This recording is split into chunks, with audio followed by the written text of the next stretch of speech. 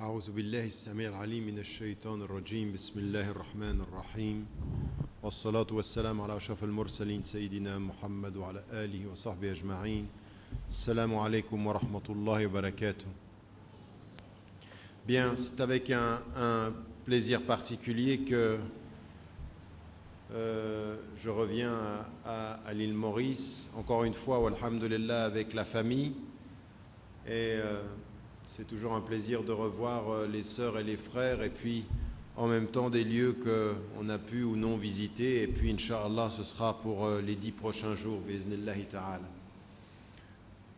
Les organisateurs de la rencontre ont choisi dans le bon ordre qu'on traite ensemble et qu'on discute de notre relation à Dieu, à Allah subhanahu wa ta'ala.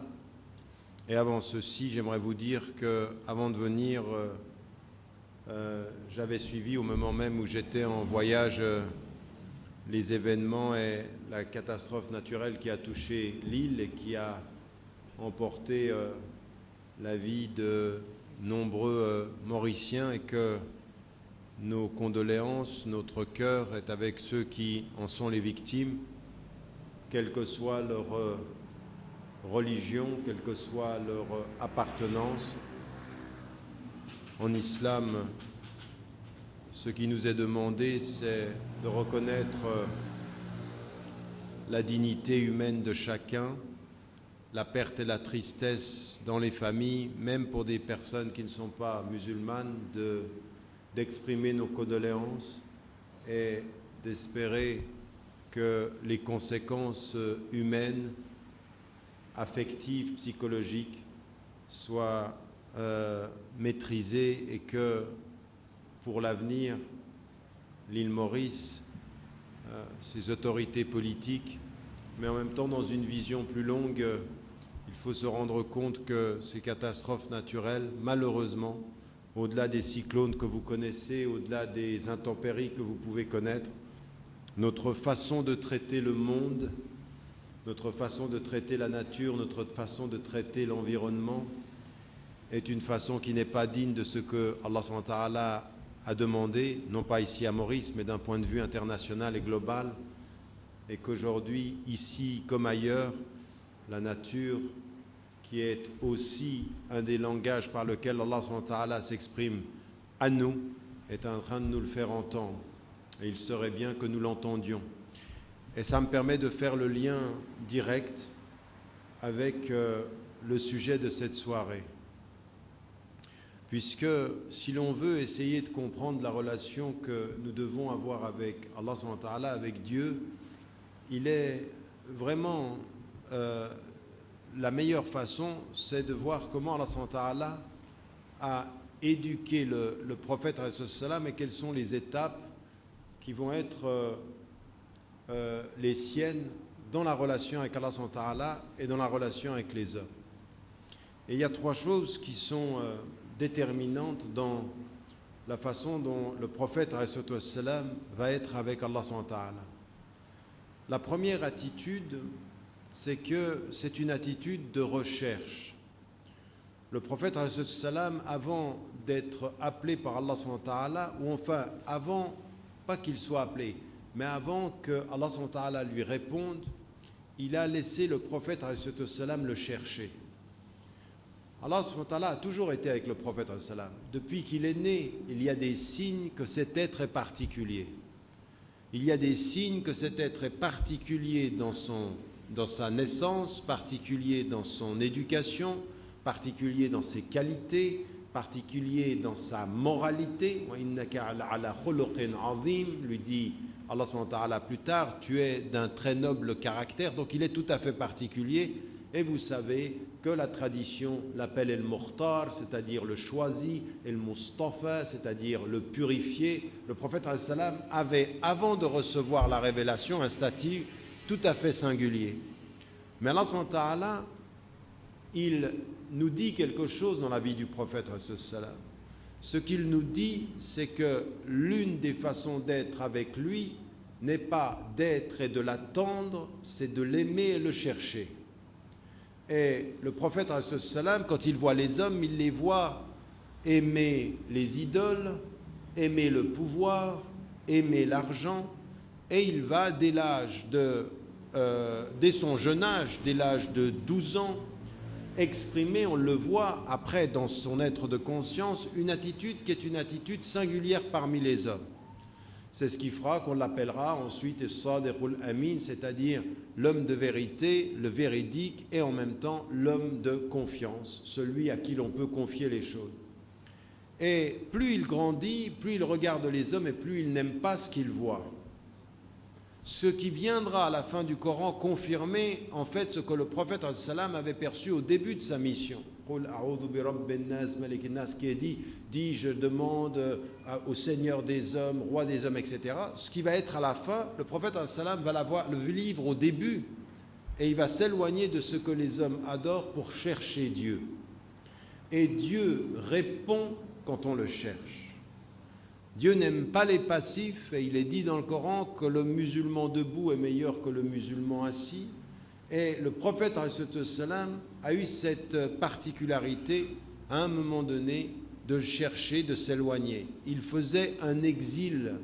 Et l'exil qui le mène dans la caverne, c'est l'exil qu'on doit faire nous, avec nous-mêmes dans notre cœur. Le chemin qui a mené le prophète à la caverne, c'est le chemin symbolique que chacun d'entre nous doit faire avec son cœur. Et Allah subhanahu wa ta'ala, la première attitude, comment montre-t-on à Dieu qu'on le respecte? Comment montre-t-on à Dieu qu'il a une part dans notre vie? C'est quand on le cherche. Quand on le cherche dans ses signes, quand on le cherche dans sa vie, quand on le cherche dans son cœur. Et ça, c'est la première des attitudes. Et le chercher, c'est pas simplement venir prier 5 fois par jour, c'est pas jeûner, c'est pas simplement les 5 piliers.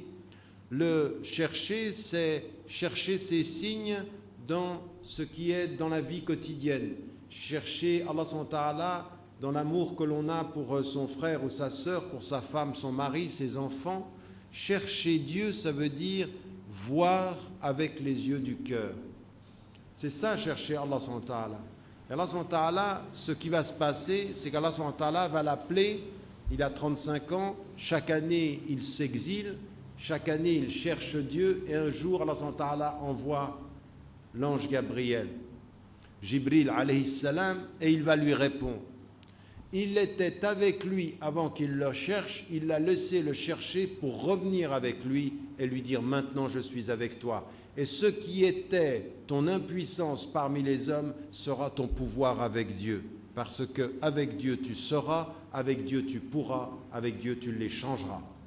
Voilà ce qui est la force. C'est d'abord, pour pouvoir être fort avec Dieu, il faut être à la recherche, il faut être humble avec lui. La force que Dieu met en nous commence par l'humilité que l'on a envers lui. Ça, c'est la première des choses, c'est la première des dimensions que l'on a quand on voit le prophète alayhi wassalam. Et la deuxième des choses qui vient quand on le recherche, c'est qu'Allah nous appelle à venir, et la première attitude qu'il attend de nous, c'est le remerciement.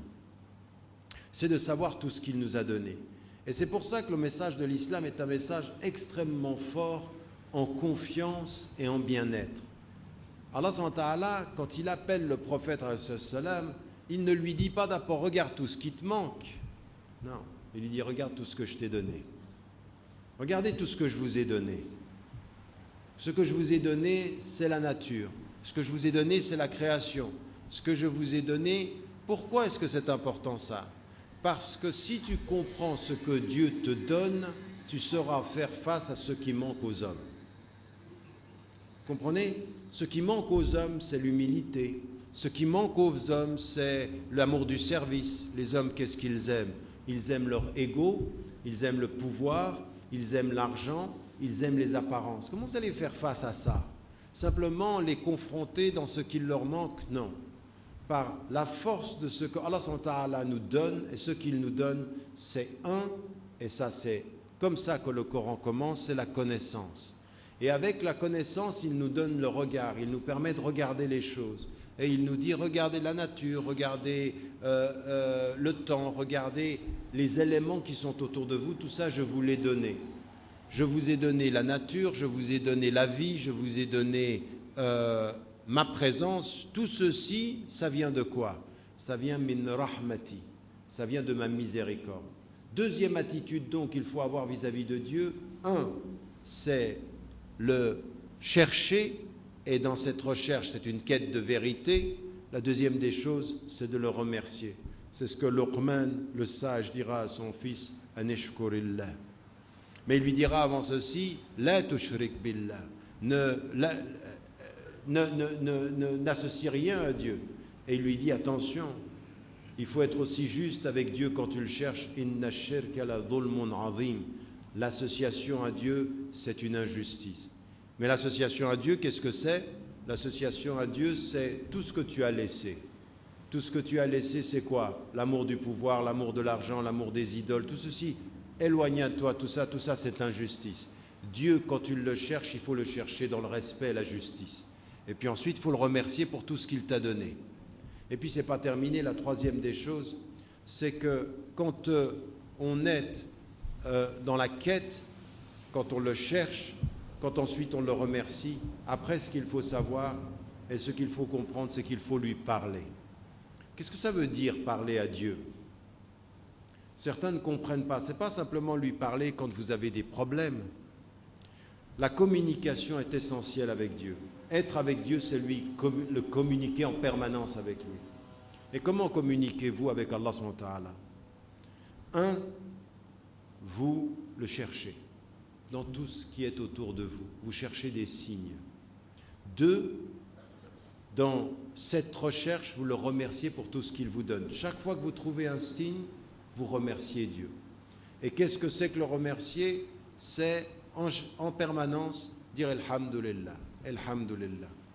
Et une autre chose qui est importante, c'est que souvenez-vous, le prophète, quand il était sur le mimbar, il a dit une fois que lui-même, il est quelqu'un qui demande 70 fois à Dieu de lui pardonner. Lui qui n'a pas de faute et qu'Allah a protégé, il demande. Parce qu'en fait, le pardon, ce n'est pas simplement de lui demander de pardonner quand on a une faute, c'est de lui demander de nous pardonner même des fautes que l'on ne sait pas. Lui sait ce que nous ne savons pas. Tu sais ce que nous ne savons pas. Et donc c'est une attitude. Pourquoi pardonner si tu n'as pas fait de faute? Ça sert à quoi de pardonner quand tu n'as pas fait de faute? Quand tu ne sais même pas les fautes que tu as faites, qu'est-ce que ça met dans ton cœur? Ça met dans ton cœur une attitude d'humilité, de respect et de remerciement.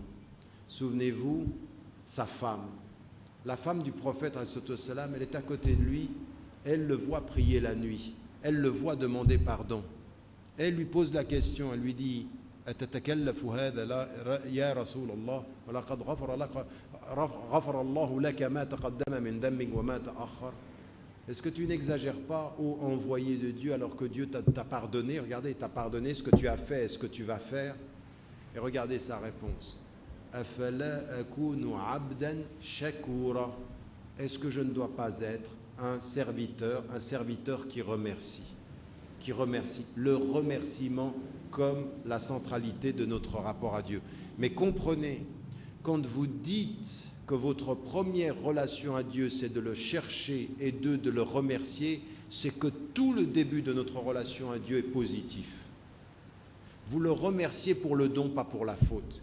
Vous le remerciez pour ce qui est, pas pour ce qui manque. Vous le cherchez pour là où il est, non pour ce qui n'est pas. Toute la relation à Dieu dans l'islam, elle est positive. Vous ne le recherchez pas parce que vous êtes pécheur, vous le recherchez parce que vous êtes innocent. Vous ne le recherchez pas parce que vous êtes mauvais, mais parce que vous êtes digne. Vous comprenez? L'islam, c'est un message fondamentalement bon.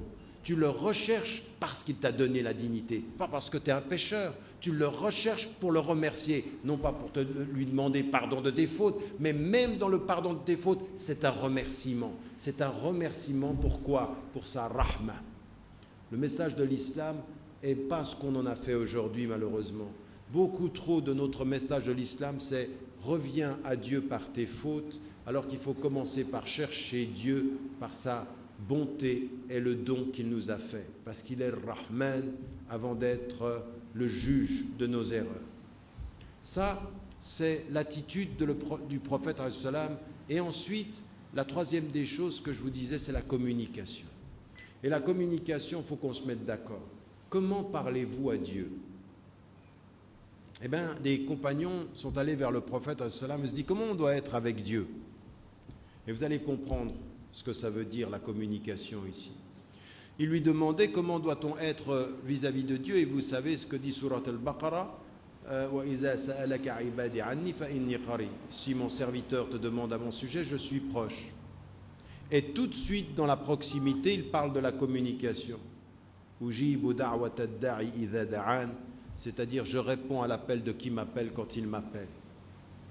Allah subhanahu wa ta'ala, quand on lui dit qui est Dieu, si on te demande qui est Dieu, Allah subhanahu wa ta'ala ne dit pas qui il est, il dit où il est. Il est dans la communication et il est tout près.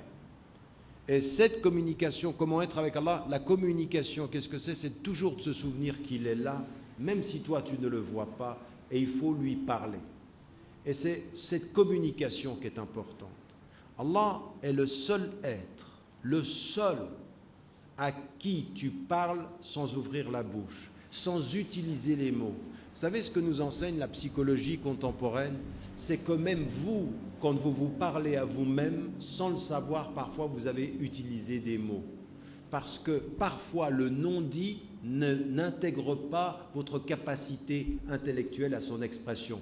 Votre cerveau a besoin des mots pour vous faire comprendre à vous-même le ressenti que vous avez en vous-même. Allah n'a pas besoin de mots. Allah, c'est le seul qui est entre nous et nous. Beaucoup plus qu'entre moi et moi. Quand je suis seul avec moi-même, j'ai encore besoin de mots. Quand Allah est près de moi, il n'a pas besoin de mes mots. Il sait ce que je ne dis pas sans mots avant mes mots. Et il est tout près. Et ça, c'est ce qu'il dit quand on te dit, quand on demande à Allah, quand on demande au prophète qui est Dieu, Allah dit où il est, tout près, et qu'est-ce qu'il fait? Il répond à l'appel de qui m'appelle quand il m'appelle. Ça, c'est Allah a dit, je réponds à l'appel de qui m'appelle quand il m'appelle. Et ce qui est tout à fait important ici, c'est que parfois, même vous, sans que vous l'ayez dit avec des mots, votre être intérieur l'appelle. Et Dieu répond à l'appel si vous l'appelez. Et ça, c'est la troisième des choses, c'est la communication qu'on doit avoir avec Dieu. La communication, elle vient de ce que l'on ne dit pas. Quand vous êtes triste, vous avez des façons d'être avec vos tristesses, avec votre affection. Vous êtes triste, vous n'êtes pas bien, ou vous êtes heureux. Allah subhanahu wa ta'ala, ce qu'il nous demande, c'est, même dans la tristesse, souvenez-vous de Dieu dans la joie, il viendra à vous dans la peine. Mais ça veut dire quoi ça? Ça veut dire, comment êtes-vous avec vos joies? Est-ce qu'avec votre joie, vous êtes proche de votre ego, ou est-ce que dans vos joies, vous êtes proche de celui qui vous a créé? Est-ce que vous pensez à lui heureux ou vous ne pensez à lui que malheureux? Parce que si vous pensez à lui heureux, ça veut dire quoi? Ça veut dire que même dans vos joies, il faut communiquer. Et qu'est-ce que c'est communiquer avec Dieu dans sa joie? C'est de le remercier, c'est de penser à lui, même dans sa joie. C'est cette capacité de dire Alhamdulillah, même avec le succès. Pourquoi, quand vous avez un succès dans votre vie, certains sont commerçants ici, certains ont un travail, vous avez une entreprise, vous travaillez pour un directeur, un employé, vous réussissez des choses. Allah subhanahu wa ta'ala, il attend que vous communiquiez dans le succès. Quand vous avez réussi, qu'est-ce que vous dites? Quand vous avez gagné de l'argent, qu'est-ce que vous dites? Quand vous êtes joyeux, qu'est-ce que vous dites? Est-ce que votre succès est un moyen de rappel ou est-ce que votre succès est un moyen d'oubli? Est-ce que vous me pensez, quand vous êtes étudiant, est-ce que vous pensez à Dieu entre les examens ou est-ce que vous pensez à Dieu la veille de l'examen? Est-ce que vous pensez à Dieu la même chose la veille de l'examen ou le lendemain des résultats? La veille de l'examen, avant l'épreuve, vous dites Dieu, et quand vous avez réussi le lendemain d'un grand succès, vous dites Dieu de la même façon? Comment communiquez-vous avec Dieu? Parce que c'est ça la réalité, c'est que notre communication avec Dieu dépend de l'état de notre nafs. Et donc souvent, quand on sent qu'on a besoin de lui avant l'examen, on est plein de demandes, on a réussi, alhamdoulilah, on reçoit les louanges, mais on oublie de remercier. Et on n'est pas dans la même situation. La communication, elle est parfois sans mots. La communication, elle est comment on gère nos émotions, comment on est avec nos émotions, comment on est avec notre façon d'être heureux ou notre façon d'être triste. Savoir avec Dieu être des êtres qui le cherchons dans tout ce qui est notre vie. Mais ça va très loin, ça va regarder son père, regarder sa mère, chercher Dieu par son père et par sa mère, ça veut dire quoi? Ça veut dire de se souvenir de ce qu'Allah nous dit, comment il faut être avec son père et sa mère. Rahman, il vous dit, couvre ton père et ta mère de l'aile de la tendresse, de l'aile de la compassion. Ça veut dire une chose naturelle, tu cherches Dieu dans la relation avec tes parents, tu regardes tes enfants et tu te souviens de Luqman qui parle à ses enfants, tu te souviens du prophète, tu cherches Dieu dans toutes ces choses naturelles, tu le cherches. Allah il te dit, cherche-moi, là où tu penses que c'est naturel, il faut me trouver dans ta façon de te souvenir de moi.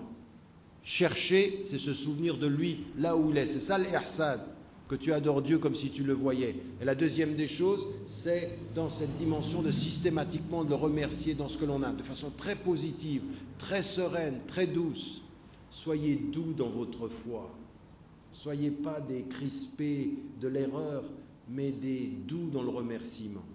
Le prophète, il était très très doux dans le remerciement. C'est pour ça que les gens aimaient bien être près de lui. Il était très doux, très très doux. Il fallait pas s'énerver. Pourquoi tu t'énerves? Pourquoi tu es crispé? Parce que tu regardes la relation avec Dieu du mauvais côté de la réalité. Tout ce qu'il t'a dit. Regardez, quand les croyants ils vont vers lui, il dit où il est Dieu? Et bien ce qu'il dit, il est tout près de toi. Il est tout près de toi, il faut communiquer, il faut le remercier.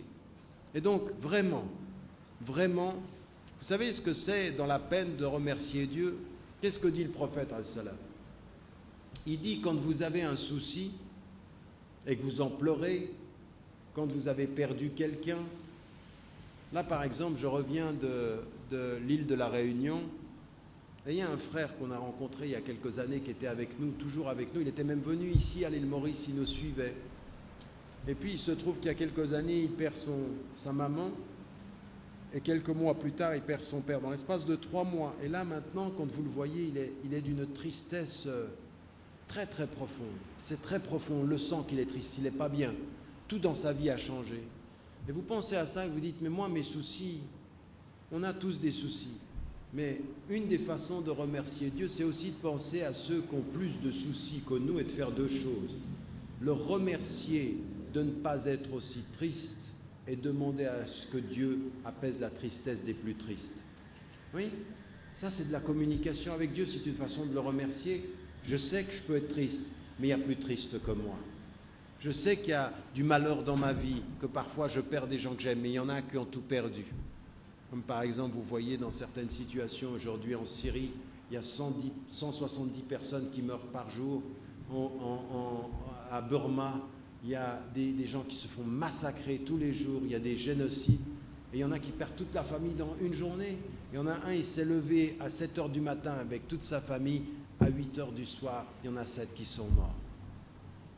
Et vous, ça ne vous est pas arrivé ça? Donc vous pouvez avoir des malheurs. Mais remercier Dieu, c'est de se dire merci de me protéger et apaise la peine de ceux qui ont été exposés. Ça, c'est une façon de communiquer avec Dieu et en permanence. C'est comme ça qu'il faut être avec Dieu. Et le prophète, il était comme ça dans son entourage. Quand il passait parmi les gens, il avait la douceur dans la joie et la douceur dans le malheur. Toujours à apaiser, toujours à... Attention. Ne soyez pas trop atteints et remerciez pour le mal dont il vous a protégé et priez pour le mal qui a atteint d'autres personnes. Toujours penser aux autres personnes. Ça, c'est une façon aussi. L'altruisme dans les doigts, c'est très important. Il faut toujours commencer vos doigts, vos invocations par vous-même, mais il ne faut jamais les finir par vous-même. Il faut commencer par vous et les finir pour autrui. Parce que c'est comme ça que vous le remerciez pour vous et que vous lui demandez par le remerciement aussi de protéger vos frères et vos sœurs. Et dans la communication, il y a la communication qui n'est pas verbale, ce que je disais, il y a une communication qui est de quelle nature? Quand le prophète salam reçoit les révélations qui lui parlent de la nature et qu'il dit regardez la nature, c'est de la communication. Quand vous regardez la beauté, ça veut dire quoi? Allahu Jamil yuhibbul jamal. Dieu est beau, il aime la beauté. Ça veut dire quoi? La beauté, elle vous parle. Vous savez que la beauté, c'est un langage. La beauté, c'est quand vous regardez quelque chose de beau et vous dites Masha'Allah, vous communiquez avec Dieu. Quand vous reconnaissez dans le beau la grandeur de Dieu, c'est de la communication. Chaque fois que vous voyez du beau, chaque fois que vous voyez quelque chose qui est la beauté sur la terre, il faut dire Masha'Allah wa alhamdulillah, vous communiquez avec lui. Qu'est-ce que vous êtes en train de lui dire? Vous lui dites je l'ai vu et je te remercie de me l'avoir offert. Oui, le prophète, quand quelqu'un est venu, un poète est venu et qu'il a trouvé ça extraordinaire beau et qu'il a enlevé sa cape et qu'il l'a mis, qu'est-ce qu'il est en train de dire? C'est beau et c'est quelque chose que je reconnais et que je couvre de ma protection. Donc la communication, elle peut être aussi dans notre façon de regarder, notre façon d'être. Comment est-ce qu'on communique avec Dieu encore? Dans la façon dont nous refusons que des choses soient dites et qui soient négatives par rapport aux gens qui sont autour de nous. Parce qu'Allah subhanahu wa ta'ala, il nous a dit Inna sam'a wal basara, tout ce qui vient dans vos oreilles, c'est mauvais. Une des façons de communiquer avec Dieu, c'est de refuser d'avoir une mauvaise communication. Quand on refuse que des gens disent de mauvaises choses dans nos oreilles, eh bien c'est une façon de communiquer, de dire je ne veux qu'une communication qui soit positive, qu'une communication qui respecte Allah subhanahu wa ta'ala. Et Allah subhanahu wa ta'ala, il nous dit faites attention à ce que vous dites. Imsik alayka lisanak, tiens ta langue, fais attention à tes oreilles, fais attention à tes yeux, fais attention à ce qu'il y a dans ton cœur. Ça, c'est de la communication. Plus vous vous maîtrisez, plus vous lui parlez. Et en lui parlant, vous comprenez comment vous devez vous maîtriser. C'est comme ça qu'il faut comprendre dans Surat Al-Qaf. Quand Allah subhanahu wa ta'ala dit la chose suivante وَلَقَدْ خَلَقْنَا الْإِنسَانَ وَنَعْلَمُ مَا تُوَسْوِسُ بِهِ نَفْسُهُ وَنَحْنُ أَقْرَبُ إِلَيْهِ مِنْ حَبْلِ الْوَرِيدِ. Nous avons créé l'homme et nous savons ce que son nafs lui susurre, lui murmure, lui donne, lui dit dans son cœur. Et nous sommes plus proches de lui que sa veine jugulaire. Pourquoi Allah subhanahu wa ta'ala, systématiquement, quand il parle de lui, il nous dit « je suis tout près ». Qu'est-ce que ça veut dire « je suis tout près » ? Qu'est-ce que ça veut dire « je suis entre toi et ton cœur » ? Ça veut dire « j'entends tout, je vois tout, je suis dans une communication permanente ».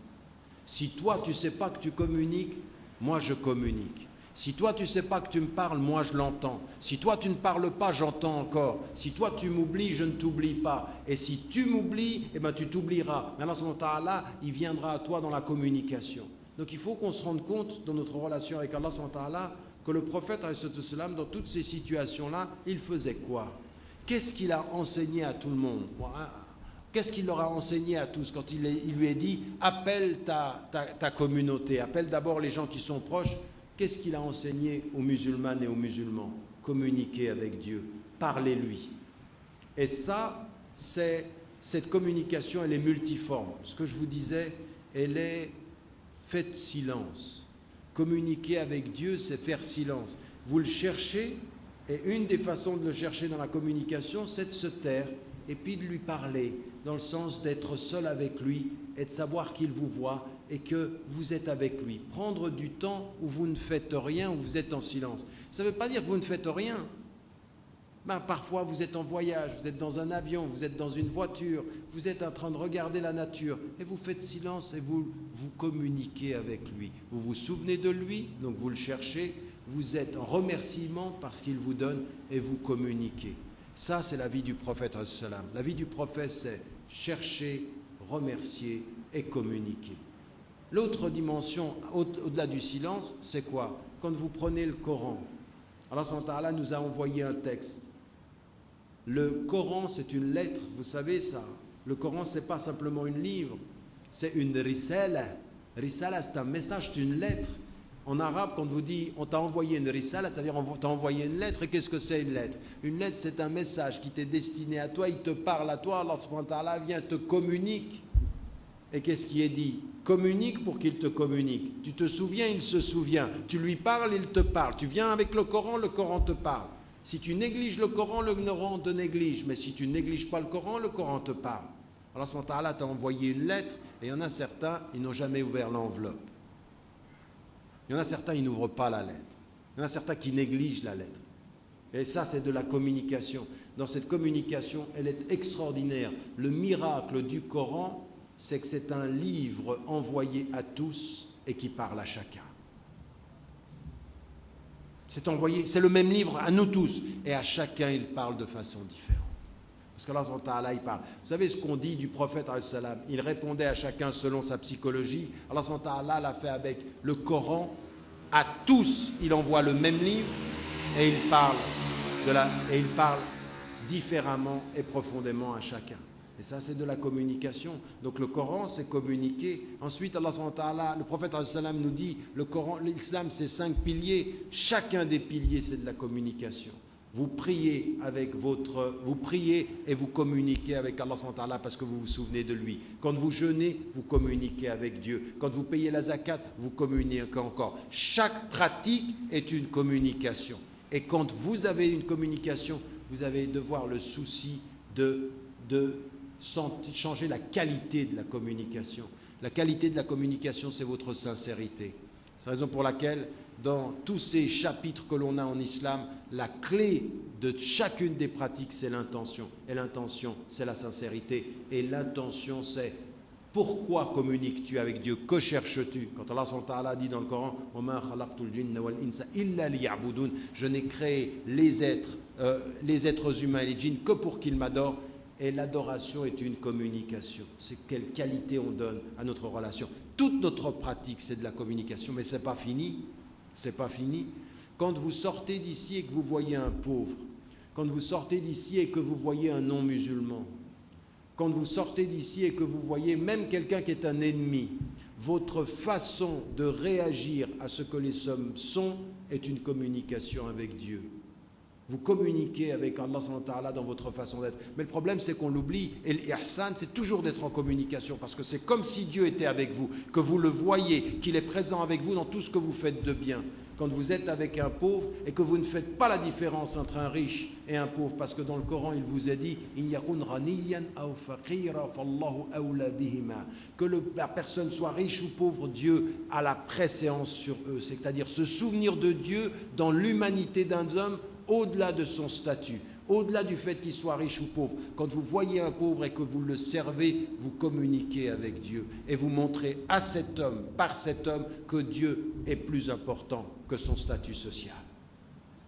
Même dans ces situations-là, quand vous voyez des non-musulmans et que vous entendez « Wajadilhum billati hiya ahsan » parle-leur à tous ceux qui ne croient pas de la meilleure des façons. Ça veut dire quoi? Ça veut dire que même si eux, ils te parlent mal, même si eux, ils t'insultent, même si eux, ils te nient, communiquer avec Dieu par l'intermédiaire des hommes, c'est se souvenir de Dieu devant les hommes et leur parler avec dignité, même si eux, ils sont indignes. Communiquer avec Dieu, c'est répondre par la dignité à l'indigne. Communiquer avec Dieu, c'est répondre par le service même à celui qui est le plus bas de l'échelle sociale. Communiquer avec Dieu, c'est respecter sa femme. Communiquer avec Dieu, c'est respecter son mari et respecter ses enfants. La communication avec Dieu passe par notre action. Quand il est dit c'est celui qui parle par ses gestes. Vos gestes sont des actes, vos actes sont des paroles que Dieu entend et voit. Qu'est-ce que vous dites à Dieu dans votre action? Ce n'est pas uniquement ce que vous dites, dans ce que vous faites. Le philosophe Albert Camus disait « Un homme ne vaut pas par ce qu'il dit, mais par ce qu'il fait. » Et le Coran et l'islam nous dit « Ce que tu fais, c'est ce que tu dis. » En fait, la vérité, c'est ça. Ta communication avec Dieu, elle passe par ce que tu dis, mais aussi par ce que tu fais. Faire, c'est dire à Dieu. C'est lui parler. Et là, il faut qu'on mesure comment est-ce que tu lui parles. Et Allah subhanahu wa ta'ala, il vous dit, je vois tout, pas simplement dans ce que vous faites, mais dans les intentions, parce que je suis plus près que la veine jugulaire, parce que j'entends ce que tu ne montres pas, j'entends ce que tu ne dis pas, je sais tes intentions, et la connaissance que tu as de moi, elle est entre toi et toi. Donc, ici, on a vraiment à se poser la question, chacun d'entre nous, à la lumière du prophète, et là on voit comment à des moments donnés, le prophète, il était très strict sur les règles, mais toujours accueillant de l'humain, toujours il y avait tout ce qu'il... Pourquoi sa femme dit « Kana khuluquhul Qur'an » En fait, qu'est-ce qu'elle dit? Elle dit « ce qu'il était, c'était le texte ». Donc ce qu'il était, c'était un livre. Ce qu'il était, c'était la communication. Il nous a parlé par ce qu'il faisait, autant que par ce qu'il a apporté. Ce qu'il faisait était ce que nous devons comprendre. Et ceci, c'est notre façon de communiquer avec Allah subhanahu wa ta'ala. Chacun d'entre nous doit se poser la question dans sa communication à la lumière de ce que le prophète nous a montré, c'est comment communiquez-vous avec Dieu dans votre action, dans votre vie quotidienne. Et c'est pour ça que ce que dit Allah subhanahu wa ta'ala quand il parle de l'attitude et de la morale du prophète, « Wa innaka ala khuluqin azim » tu es d'un noble caractère, c'est que ton caractère, c'est le meilleur livre que tu peux présenter parmi les hommes. C'est la meilleure façon. Ça veut dire quoi être un témoin? Ashhadu, je témoigne qu'il n'est de Dieu que Dieu. Litakunu shuhada ala nas, pour que vous soyez des témoins, c'est quoi? C'est que quand les gens vous voient, ils lisent dans votre geste, ils lisent dans votre attitude ce que doit être l'islam, ce que l'islam est. Et c'est comme ça que vous êtes avec Allah subhanahu wa ta'ala. Donc, il faut aller plus loin que simplement comprendre que la communication avec Allah subhanahu wa ta'ala, c'est nos invocations. Non. La communication avec Dieu, c'est comment vous allez sortir de cette mosquée. La communication avec Dieu, c'est comment vous allez parler aux gens. Et regardez le verset, il est extraordinaire ce verset. وَمَنْ أَحْسَنُ قَوْلًا مِمَّنْ دَعَا إِلَى اللَّهِ وَعَمِلَ صَالِحًا وَقَالَ entre deux paroles, وَعَمِلَ صَالِحًا, c'est-à-dire عَمِلَ صَالِحًا, c'est une parole, il montre وَعَمِلَ صَالِحًا وَقَالَ إِنَّنِي مِنَ الْمُسْلِمِينَ. وَمَنْ أَحْسَنُ قَوْلًا, quel est le meilleur langage que celui qui appelle à Dieu et qui fait le bien? Parce que faire le bien, c'est son langage parmi les hommes. Il dit Dieu seul, il parle avec les hommes par ses gestes, il rappelle Dieu dans ses gestes, et ensuite il dit je suis des musulmans, je suis parmi ceux qui sont musulmans. Donc il y a une cohérence dans notre communication, c'est comme ça qu'on est avec Dieu. On l'appelle et on le sert par nos gestes, on communique par ce que l'on fait.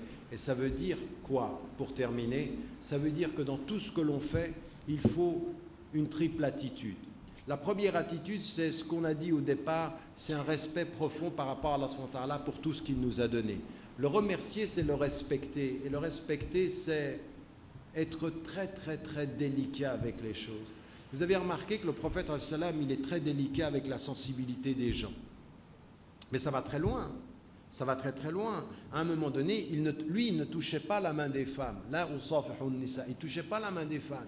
Et à un moment donné, il va vers la femme de Ja'far qui vient d'être tuée. Et la femme de Ja'far, elle a perdu son mari, elle est effondrée. Et au moment où il sort, elle ne peut plus de la tristesse. Elle va se jeter sur lui pour qu'il la réconforte. Le prophète, à ce moment-là, il est très délicat sur la tristesse. Il accueille sa tristesse, la laisse faire, et il lui rappelle la règle dans la douceur. La règle dans la douceur, c'est « j'ai compris ta tristesse ». Mais si je rappelle la règle que tu ne t'approches pas de moi en disant « haram, tu ne t'approches pas », je vais brusquer la personne. Le prophète est strict avec les règles, délicat avec les cœurs. Nous, parfois, on est strict avec les règles et strict avec les cœurs, sans aucune délicatesse. C'est ça notre problème. Notre problème, c'est que le prophète, il comprenait que sa façon de recevoir sa tristesse était une façon de parler à Dieu. Je comprends, elle est triste. Donc, je te protège le temps de ton besoin et je te rappelle la distance, le temps de ma mission. Oui, vous voyez, cette attitude-là, elle était comme ça, le prophète. Il était systématiquement dans cette délicatesse. Et cette délicatesse, c'est une façon de communiquer la vraie présence de Dieu parmi nous. Parce qu'Allah, il est le Rahman, mais il est le Wadoud, ou il est le Karim, il est Alimul Ghaybi wa Shahada, c'est-à-dire il connaît ce qu'on montre et ce qu'on ne montre pas. Donc il est connaisseur de tout ceci. Quand vous avez la bonne intention, quand vous avez le remerciement, quand vous avez le respect, eh bien ce que doit dégager votre présence parmi les hommes, c'est beaucoup de délicatesse, beaucoup de respect extrêmement délicat, c'est-à-dire rifq. Ce que disait le prophète, il disait, celui qui a rifq, cette espèce d'élégance, cette grâce, cette douceur, il a reçu beaucoup de la part de Dieu. Vous savez, rifq, c'est beaucoup de délicatesse, beaucoup de grâce, ne pas brusquer. Et puis, ça ne veut pas dire ne pas être strict sur les règles, mais tout dépend de la façon dont vous dites ces règles, dont vous rappelez ces règles. Être strict quant à la limite, être doux quant à la façon de la dire, de la rappeler. C'est pour ça que tout le monde l'aimait, parce qu'on sentait de l'autorité, mais on sentait beaucoup de douceur. Ça, c'est une façon de respecter. La deuxième des choses, c'est qu'il donnait la possibilité aux hommes autour de lui de s'exprimer. Une des façons d'être avec Dieu est toujours de donner de la liberté aux hommes. Le prophète n'interdisait pas aux gens de s'exprimer. Il ne leur interdisait pas d'être. Non, sa façon d'être avec Dieu, c'est de laisser les gens communiquer, laisser les gens s'exprimer. Il venait lui poser des questions, il venait contester, il venait se plaindre. Il laissait cette part d'humanité. C'était une façon de communiquer avec Dieu également, dans sa présence, dans sa façon d'être. Il était avec Dieu par la façon dont il savait être avec les hommes, par la façon dont il laissait les hommes être des hommes. Il n'a jamais demandé à un être humain d'être un ange. Et quand vous ne demandez pas à un être humain d'être un ange, c'est comme ça que vous êtes avec Dieu. Tu es un être humain, assume ton humanité. Tu as des peines, il faut les vivre. Tu as des tristesses, il faut en parler. Tu as des solitudes, il faut faire face à son humanité. C'est comme ça qu'on communique avec Dieu. N'essaye pas d'être un ange. Et c'est ce qu'il a dit à Hanzala. Pour qui vous pensez que vous êtes des anges? Mais non, si vous étiez des anges, les anges vous salueraient sur le... Non, vous n'êtes que des êtres humains. Et si vous étiez des anges, eh bien Dieu, il vous changerait par des êtres humains qui commettent des fautes et qui reviennent à lui. Parce que ce qu'il aime, c'est ceux qui reviennent à lui dans l'humilité. Donc comment être avec Allah subhanahu wa ta'ala? C'est dans cette humilité, dans ce respect, cette délicatesse. Le meilleur exemple, c'est systématiquement cette façon dont le prophète avait d'être délicat, en même temps strict, toujours à l'écoute, laissant les gens s'exprimer. Et pourquoi il faut que nous puissions nous exprimer? Vous savez, nous sommes au 21e siècle de l'ère grégorienne, nous sommes au 15e siècle de l'ère musulmane. Nous sommes dans un monde de la communication et d'une communication qui devient de plus en plus anonyme. Internet a rendu la communication très anonyme. Vous pouvez communiquer avec le monde derrière un nom d'emprunt, vous pouvez vous cacher, on communique, mais c'est devenu très impersonnel. Vous savez, la plus grande des résistances de l'islam à ce monde-là, ça ne devrait pas être simplement de rappeler des principes de halal et de haram, ce que je peux faire pour Internet, non. C'est une conception de la communication, c'est une conception d'être avec Dieu.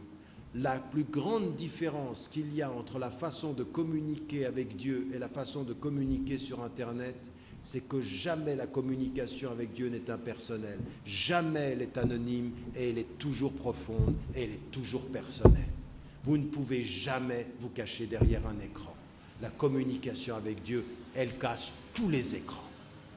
Et ça, c'est la résistance. C'est comme ça qu'on doit éduquer. On doit éduquer en disant, attention, même si tu crois que devant l'écran, personne ne te voit, même si tu crois que derrière ton nom d'emprunt, personne ne sait, même si tu penses parler au monde et personne ne sait qui tu es, il sait, il est là, entre toi, et il est plus près de toi que ton fil, que ta veine jugulaire.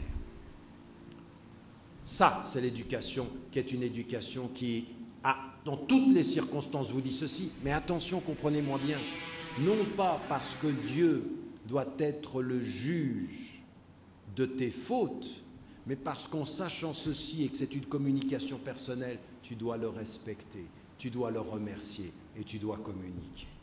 C'est le contraire. Il y en a certains qui se sont dit, c'est vrai ça, parce que comme ça, il faut qu'on sache que devant l'écran, Dieu regarde ce qu'on regarde. Non, ça oui, mais ce n'est pas de ça dont je parle. Je parle de quelque chose de beaucoup plus profond. La communication personnelle et profonde et individuelle dans un monde où toutes les communications peuvent devenir anonymes et superficielles. L'islam vous dit communiquer à Dieu de façon personnelle, assumée, profonde et multipliée. Communiquer, mais communiquer vraiment. Communiquer le cœur, communiquer l'intelligence, communiquer ce que l'on ne dit pas. Comment vous allez faire devant Internet pour communiquer ce qu'on ne dit pas? Ce n'est pas possible. Mais avec Dieu, c'est comme ça qu'il faut être. Donc il faut résister à une mauvaise communication par une communication profonde, une communication impersonnelle par une communication personnelle, une communication dans le bien par une communication qui peut être dans le mal par une communication dans le bien, une communication qui peut être dans la faute par une communication qui est dans la sérénité, une communication qui peut être dans la souffrance par une communication qui est dans le respect et le respect du divin. Voilà ce qu'il faut que nous comprenions aujourd'hui. Il faut placer Dieu au cœur de tous nos réseaux, Internet ou internationaux, face à tous les anonymats, et de réconcilier notre vie quotidienne avec cette communication avec Dieu. Je l'ai dit souvent ici. Moi, j'ai le souvenir d'un des éléments de mon éducation, c'est qu'on me dise un jour, tu sais, tu peux peut-être pas dire ce que tu dois dire à ton père, mais tu peux le dire à Dieu, il peut le comprendre. Tu sais, peut-être tous les hommes ne te pardonneront pas, mais Dieu, il peut pardonner. Tu sais, peut-être que tous les hommes ne verront pas tes qualités, mais Dieu verra tes qualités. Tu sais, peut-être que tous les hommes ne verront pas tes efforts, mais Dieu verra tes efforts. Tu sais, peut-être que les hommes ne verront que tes échecs, et lui, il verra tes essais, tes tentatives et tes intentions. Tu sais, ils te jugeront peut-être tous mal, et lui, il te jugera bien. Tu sais, peut-être que tu seras mort, et il croit que tu vas en enfer, et tu vas au paradis. Tu sais pourquoi? Parce que lui sait, et vous ne savez pas. Wallahu a'lam, wa a'la, wa ahkam, wa salamu alaykum wa rahmatullah. Parce que c'est pas comme ça qu'il faut poser les choses. Il ne faut pas regarder ce que les autres ont et sont. Il faut regarder ce que nous sommes et ce que nous voulons. Essayez d'imaginer une chose. Le prophète, salam, il est tout seul dans une grotte. Il a 40 ans.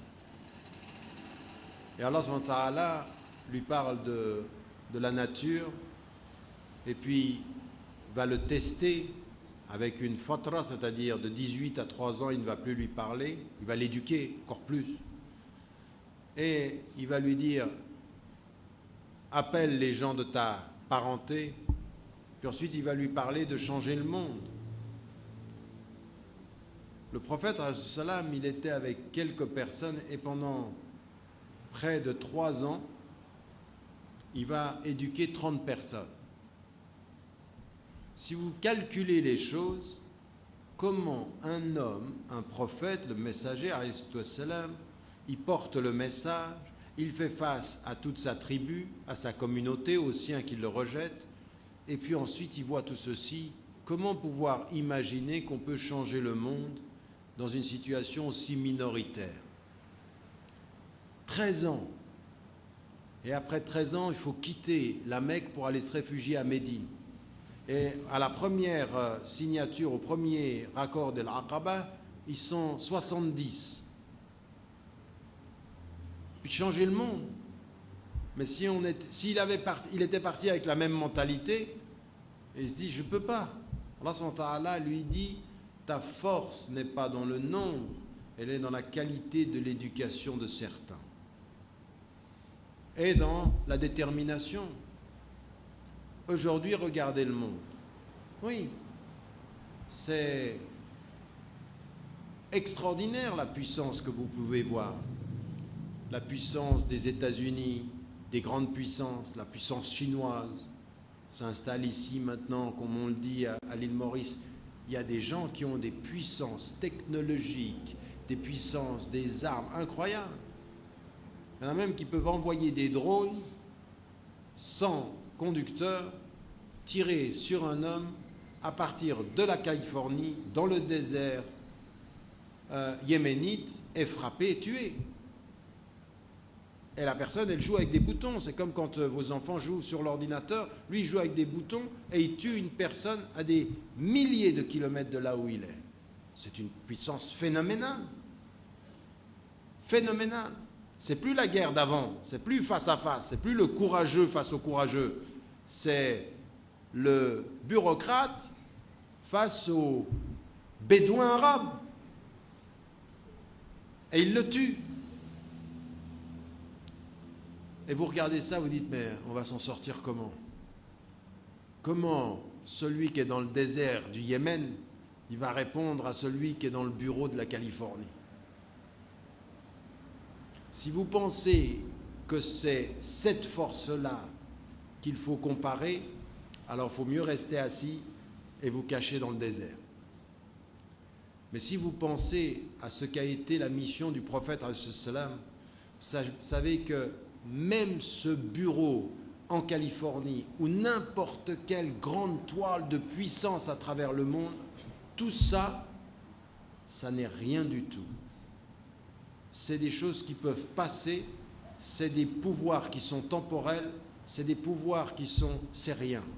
Le seul vrai pouvoir, c'est la sincérité de celui qui, devant Dieu, dit « Je suis pour lui et pour la justice, pour lui et pour le respect, pour lui et pour les valeurs. » Peut-être même que je vais en mourir ici-bas, mais ce qui me fera mourir ici-bas, c'est ce qui donne sens dans l'au-delà. Quant à tuer avec toute la puissance du monde, franchement, entre vous et moi, quand vous pensez à n'importe lequel des présidents des États-Unis encore vivants, vous aimeriez être à sa place juste avant la mort? Pas vraiment. Hein. Déjà, on n'est pas sûr d'être content d'être à notre place, parce qu'on a tous des choses à se reprocher. Mais être à la place de quelqu'un qui a eu autant de pouvoir sur la terre, quand finalement il n'a plus de pouvoir face à la mort, eh bien quand on est en face de ceci, on fait un pas en arrière et on ne calcule plus en ces termes-là. On calcule dans les termes de la véritable essence. Allah subhanahu wa ta'ala, la ilaha illahu, il nous a demandé d'appeler dans sa voix. Et quand on appelle dans sa voix, on communique pour lui et on communique par nos gestes et on le sert. On le sert dans la justice, on le sert dans la dignité. On ne va peut-être pas gagner aujourd'hui, mais même si l'on perd en termes humains, quand on est juste, on a gagné en termes divins. Même si l'on perd en termes humains, quand on est digne, on a gagné en termes divins. Même si l'on perd en termes financiers, en termes humains et financiers, on gagne si on a été juste en termes divins. La victoire dans le divin ne se mesure pas au calcul des humains. Jamais. Jamais.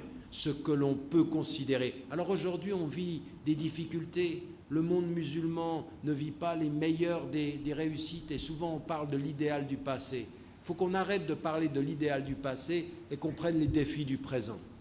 Et les défis du présent, c'est celui-ci déjà, de sortir de ce complexe d'infériorité que l'on a vis-à-vis de ceux qui ont le pouvoir et de l'argent. Et que l'on comprenne que notre pouvoir à nous, ça doit être un pouvoir de l'éthique, des choses justes, de la dignité, du rappel. Nous devons rappeler aux êtres humains que quelque argent qu'ils aient, quelque pouvoir qu'ils aient, quelque grandeur qu'ils aient, s'ils ne sont pas en paix avec leur personne, s'ils ne sont pas réconciliés avec leurs valeurs, eh bien ils ne seront jamais en paix. Ils ne connaîtront jamais salamat an-nafs. Ils ne seront jamais heureux s'ils agissent en contradiction avec les principes fondateurs de la dignité humaine. Et ça, il faut qu'on le répète. Certains seront perdus par le pouvoir et le pouvoir les perdra. Certains sont perdus par l'argent et l'argent les perdra. Certains seront ivres de leur supériorité et la supériorité les perdra. Mais nous, il ne faut pas qu'on se perde.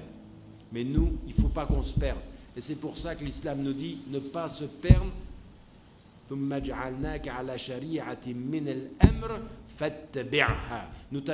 t'avons mis sur une voie, maintenant suis-la. Ne suis pas ceux qui ne savent pas, ne suis pas les désirs des gens, suis cette voie-là. Leur désir de ce que le pouvoir d'ici-bas, ta voie, c'est le succès de l'au-delà. Leurs désirs, ce ne sont que les succès d'ici-bas.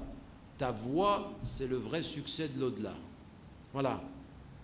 Donc on n'a pas perdu, c'est juste une illusion d'optique.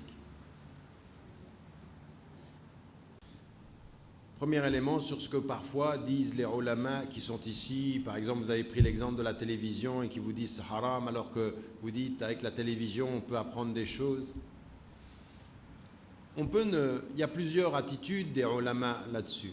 Mais moi je suis toujours à l'écoute de ce qu'il y a de positif dans ce que disent les ulama.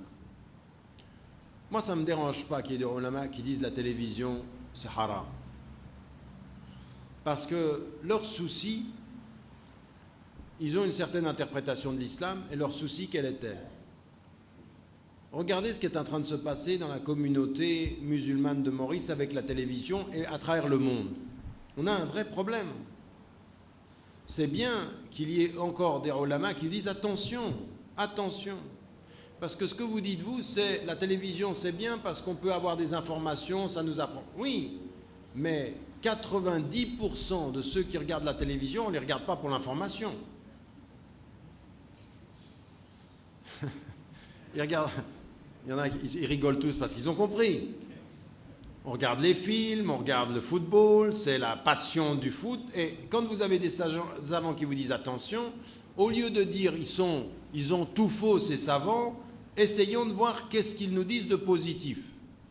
Si eux pensent que dans la télévision il y a du mal, il faut qu'on se pose la question de savoir est-ce qu'il n'y a pas de mal dans la télévision.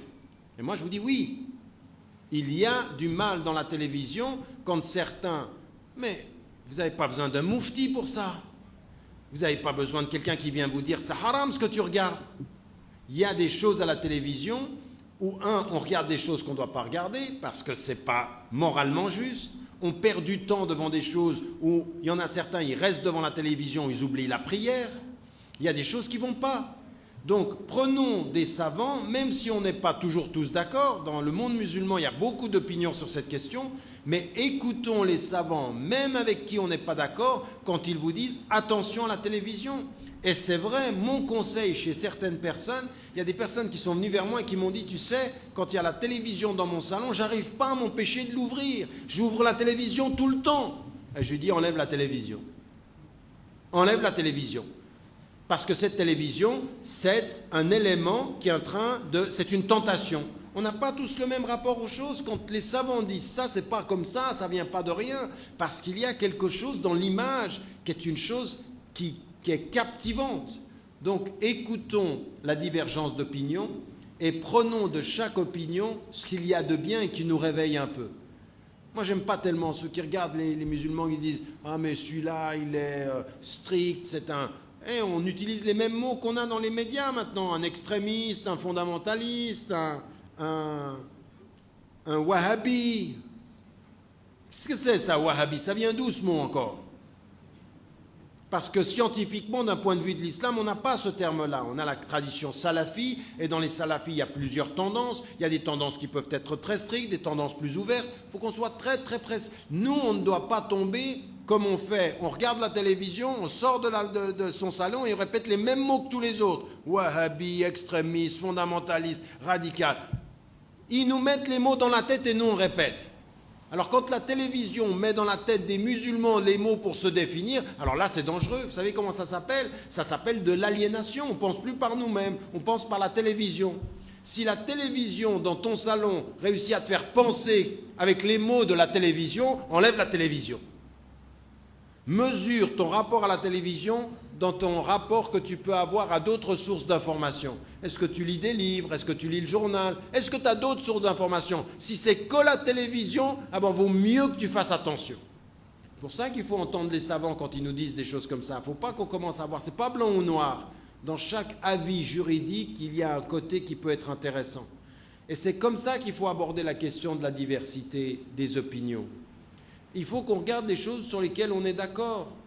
Moi, j'entends des fois, quand je venais ici il y a 10 ans, j'entendais des gens qui disaient « oui, Tariq Ramadan, il est pas assez spirituel ». Il y en a d'autres qui disaient « il est trop légaliste ». Il y en a d'autres qui disent « il n'est rien du tout ». Oui, il y a tout ça. Et pourtant, moi, ce qui a été ma position toujours et qui demeurera toujours ma position à l'île Maurice, c'est de dire, quand je vois des gens qui disent « il faut ouvrir son cœur, il faut penser au prophète, il faut penser à Dieu », je dis « je prends ce qu'il y a de bien là-dedans ». Quand ceux qui disent « il faut prendre les textes, on va prendre ce qu'il y a de bien ». Quand certains disent « mais attention, les textes, il faut aussi comprendre le contexte mauricien, il faut qu'on sache comment, sans trahir les textes, qu'on comprenne la culture », je vais prendre ça aussi. Il faut que de chaque courant de pensée, vous d'abord, vous preniez le bien.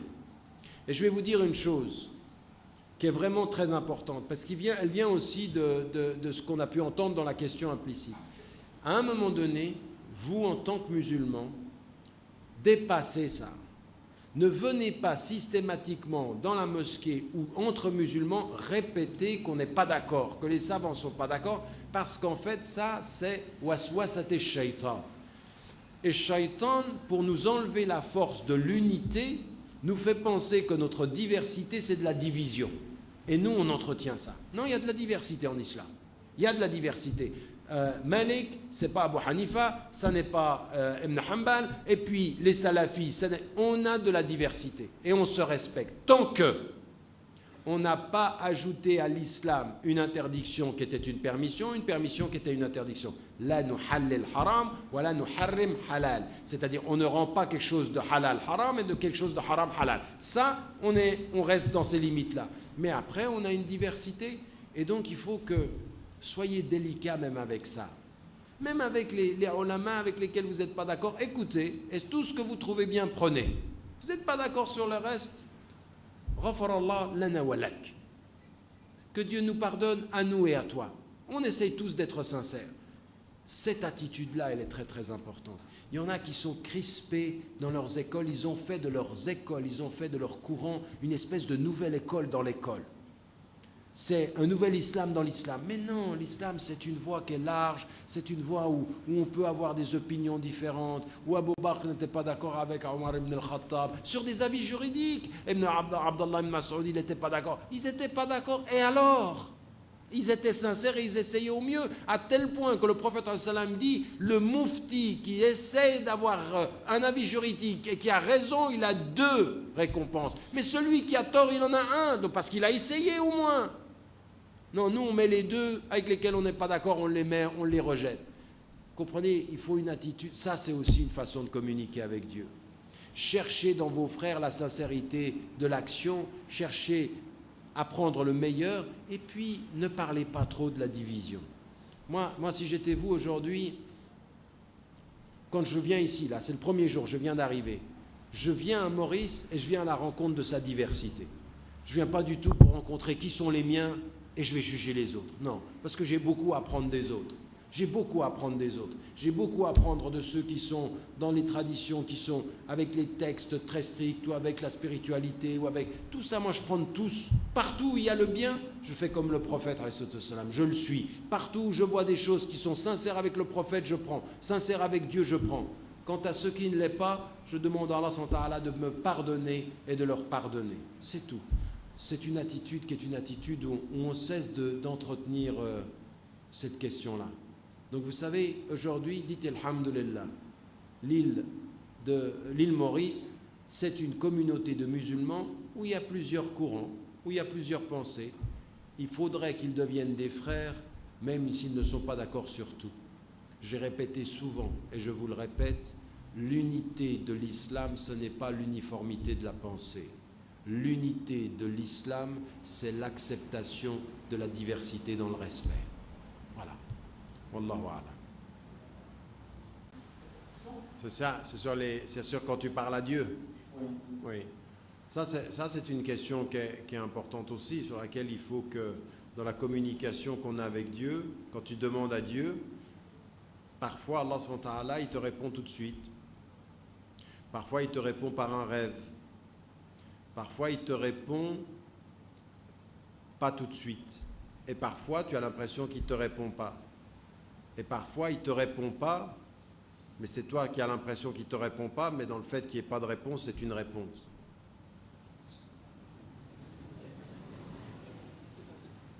Tu m'as suivi? Mais c'est important ça. Faut faire très très attention. Allah subhanahu wa ta'ala, en fait, il répond toujours, et même quand il n'y a pas de réponse, c'est une réponse. Ça nous fait réfléchir qu'il n'y ait pas ce qu'on attendait de la façon dont on l'attendait. Il faut se poser la question, pourquoi il nous fait attendre? C'est aussi une façon de répondre. Pourquoi il nous envoie autre chose peut-être? C'est une façon de répondre. C'est ça que j'appelais tout à l'heure le rechercher. Même quand on l'appelle, il faut rechercher sa réponse. Il ne faut pas penser que je l'ai appelé comme ça, il va venir comme ça. Non, tu l'appelles comme ça et lui, il vient comme il veut. Des fois, il vient en ne venant pas. Des fois, il vient par un rêve. Des fois, il vient immédiatement. Effectivement, c'est tout à fait surprenant. Parce qu'il revient directement. Et il faut être très patient. mais toujours regarder les signes. Allah subhanahu wa ta'ala nous parle des fois de façon tout à fait particulière. Et parfois de façon, quand on va faire le mal ou quand on va faire quelque chose de pas bien, il nous parle en nous empêchant de le faire. Ou en faisant que ton papa ou ta maman te voit quand tu allais faire quelque chose de mal, eh bien c'est Dieu qui te parle, ça aussi. Des fois, Dieu, il t'aime quand tes parents t'ont vu faire quelque chose avant que tu le fasses. Ou que tu allais faire quelque chose et que Dieu t'a protégé de le faire. Ce n'était pas tout à fait le sujet, mais encore une fois, depuis... Vous savez, il faut, même pour l'homme, pour la femme, le fait de s'engager dans la vie publique et politique, c'est possible, ça dépend comment. Quelle est l'intention de l'engagement politique? À quelle fin on s'engage dans la question sociale et dans la question politique? Donc là, il y a aux hommes, pour les hommes comme pour les femmes, il faut se poser les vraies questions. Est-ce qu'on fait de la politique pour chercher le pouvoir? Est-ce qu'on fait de la politique pour servir les hommes, c'est-à-dire servir les citoyens? Comment est-ce que... il faut toujours se poser la question, quand on s'engage en politique, qu'est-ce qu'on veut y apporter? Si on entre dans la politique et qu'on veut y apporter plus de moralité, plus d'éthique, parce qu'aujourd'hui, ce qu'on voit, c'est qu'avec les politiques, il manque beaucoup de moralité, d'éthique. Donc si on s'y engage de cette façon, pour la femme comme pour l'homme, des savants, et depuis longtemps, ce n'est pas nouveau, et ça vient aussi faire référence à Belqis, c'est-à-dire toute la tradition de la famille du royaume de Saba dans le Coran, a fait dire à des savants que pour une femme s'engager en politique ou dans l'affaire publique, c'était possible. Ça dépend comment, c'est-à-dire est-ce qu'on s'y engage pour le pouvoir ou est-ce qu'on s'engage pour le service? Comment est-ce qu'on va considérer ces choses-là? Et pour l'homme, c'est exactement la même chose, parce qu'il y en a certains qui pensent que pour l'homme, c'est plus facile de s'engager en politique. Il y a beaucoup de Mauriciens de confession musulmane qui sont engagés en politique pour les mauvaises raisons. Ils sont engagés en politique pour des questions de pouvoir, pour des questions de profit personnel. Et il y en a d'autres qui sont engagés pour de bonnes raisons. Servir la communauté des hommes. Et on a besoin de femmes et d'hommes qui s'engagent de cette façon-là.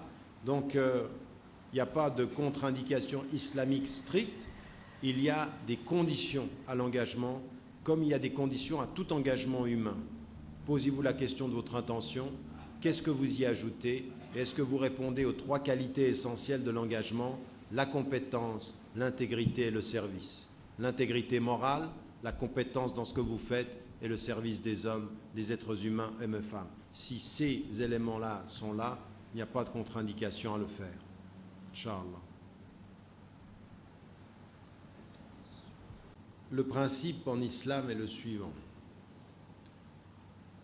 Et c'est le principe premier, auquel certains savants ont mis en évidence qu'il y avait des possibilités de passer par des enseignants et des éducateurs. Mais le principe premier dans notre communication avec Dieu, c'est que chaque femme et chaque homme s'adresse à Dieu directement et parle à Dieu directement dans sa langue, avec son cœur ou dans son silence.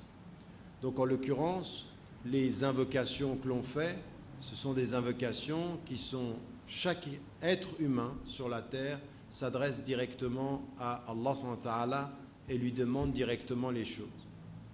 Et c'est ce qu'a voulu mettre en évidence en même temps Abu Bakr as-Siddiq quand certains voulaient mettre en évidence que le prophète n'était pas mort. Même Omar ibn al-Khattab a dit non, il va revenir, il va ressusciter, et il l'a coupé net en lui disant ceux qui adoraient Muhammad, il est mort.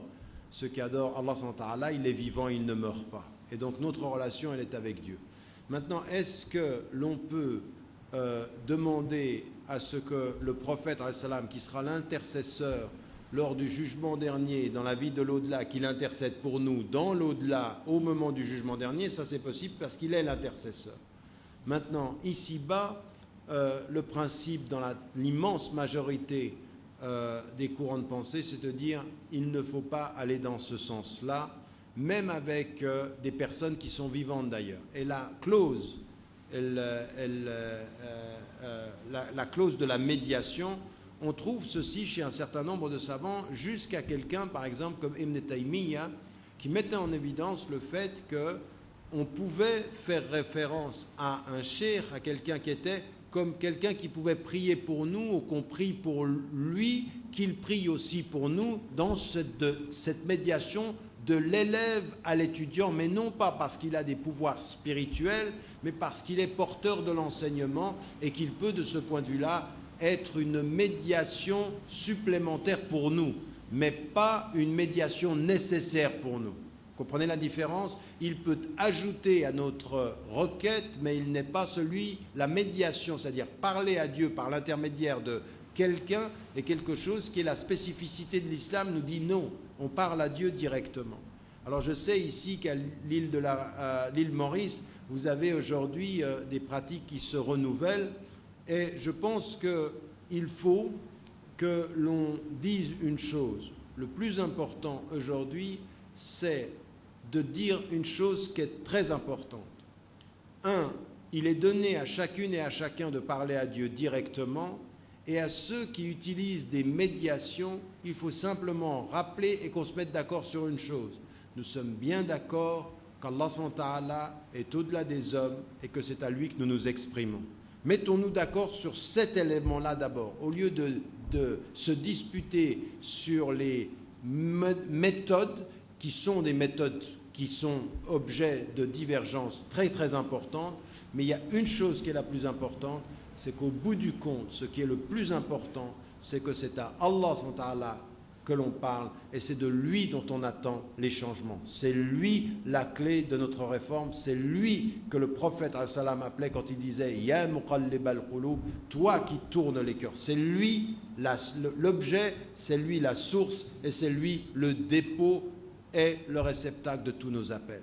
Et là, on pourra se mettre d'accord sur les fondamentaux. Maintenant, passer par le prophète salam ou passer par d'autres voies comme transition ou comme médiation, ça c'est un sujet de grand conflit et qui est dans la compréhension de la majorité des savants quelque chose à laquelle il faut faire extrêmement attention.